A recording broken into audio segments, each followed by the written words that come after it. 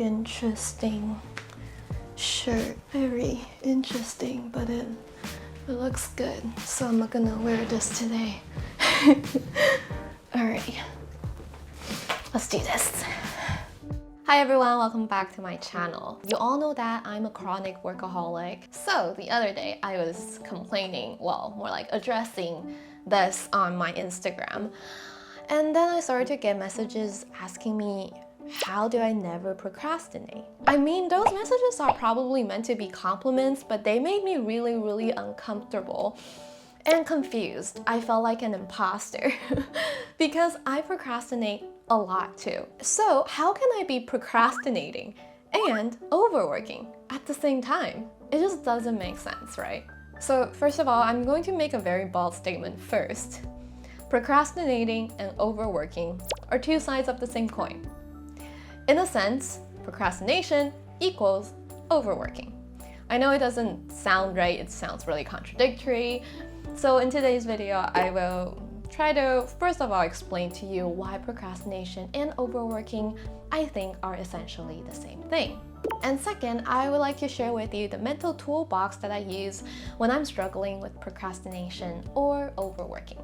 Alright, so let's get into it. Well, like I said, procrastinating and overworking, those seem very different, and those seem like polar opposites are actually two sides of the same coin. And that coin is perfectionism. And perfectionism manifests in many different ways in our lives. And from what I've seen in my personal experience, there are two forms of perfectionism. Form number one is the good old procrastination. So if procrastination had a voice, it's going to tell me, you're not imperfect, you're not failing, you're just procrastinating. In our minds, we desperately want to become the person who's effortlessly perfect. But what if we're not? And we all say that we hate procrastination, but honestly, what is unsaid is that what we hate even more, or what we're actually terrified of, is to see ourselves struggling and failing and not living up to societal expectations, our parents' expectations, and worst of all, not living up to our own expectations.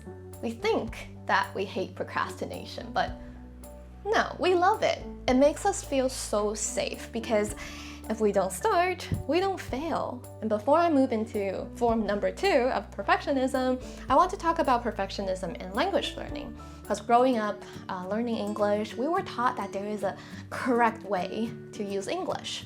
And if we get it wrong, we lose points on exams, we fail classes. I think exams really solidified our perfectionism in terms of English learning. But you know, we're out of school now, we're actually learning the language because we want to use it. So it doesn't have to be the case anymore. And I'd like to give a shout out to today's sponsor, Lingoda.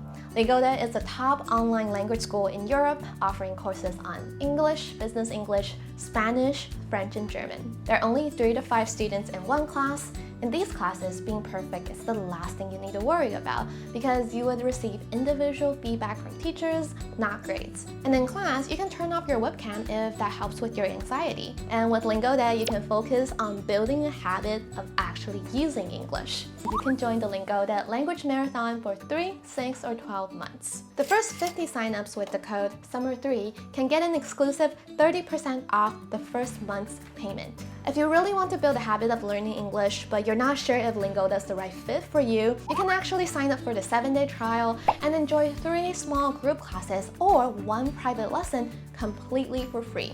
So go sign up if you haven't tried Lingoda already. You really have nothing to lose. All the links are down in the description box below, and let's get back to the video. And the second form of perfectionism is, of course, overworking. If overworking had a voice, it's gonna tell me, if you're perfect, you can finally live the life you want. So for all workaholics, deep down, we believe that if we work perfectly, if we dress perfectly, if we love people perfectly, we wouldn't be blamed, criticized, or judged. But the fact is, no matter how hard we work, we're still gonna feel judged when we see our high school friends making bank, or when we get called out at a company meeting, or for me, it's not reaching 500k views on YouTube this month. Yeah. So when we feel judged, blamed, or criticized, we think in our head the reason is that I am not perfect enough. So the equation is not having a good life equals I'm not perfect enough and equals I need perfection, aka more work. Alright, that pretty much sums up why I think the underlying assumptions of procrastination and overworking are exactly the same. It is perfectionism. We think that we need to fix procrastination, fix overworking, and thinking that there's probably like a perfect Notion template that I haven't discovered, or like a perfect bullet journal, or like weekly agenda, whatever. As if there's like a secret from the productivity guru that he hasn't told you yet. And that's exactly how I'm going to title my video, My Secret to Overcoming Procrastination, so that you're gonna click on it. But I have to be very honest and transparent and vulnerable for a moment. I overcome my procrastination by overworking. So my perfectionism just transforms from form 1 to form 2 and then back to form 1. So it's like a loop between procrastination and overworking, and it's endless. Yeah. So that's why I was so confused when people ask me, why do you never procrastinate? I'm like, what do you mean? I do, big time. It's just that people glorify productivity so much to the point that it's hard to see that overworking and procrastination are just two sides of the same coin, and they're exactly the same monster. So at the end of the day, what really needs fixing is not procrastination, it's not overworking, it's the unrealistic expectations that we impose on ourselves that need to be fixed. So I now have a toolbox of mindsets and thought processes that I come back to actively when I catch myself being a perfectionist. So tool number 1, developing a growth mindset. If you have a growth mindset, you see failure as a chance to learn and grow. And if you have a growth mindset, you can actually believe that you can develop any skill and reach any goal that your heart desires, as long as you persevere and as long as there's trial and error. So if you want to learn more about the growth mindset, go read Mindset by Carol Dweck. Tool number 2, this is a hard one, but embracing my vulnerability.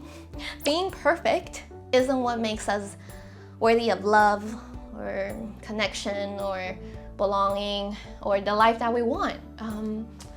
It's hard to say it out loud, but we're already worthy. I am already worthy. I am already enough.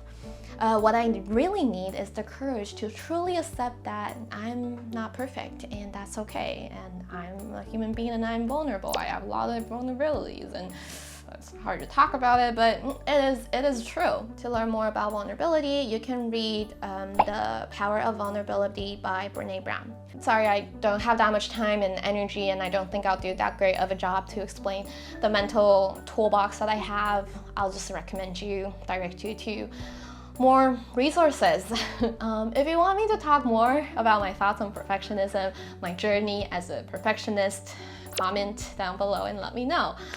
It's a hard topic to do, and it's a challenge to be in such a vulnerable mental state and to put myself out there in front of thousands of people. But I'm glad I did it. That's about it. Yeah.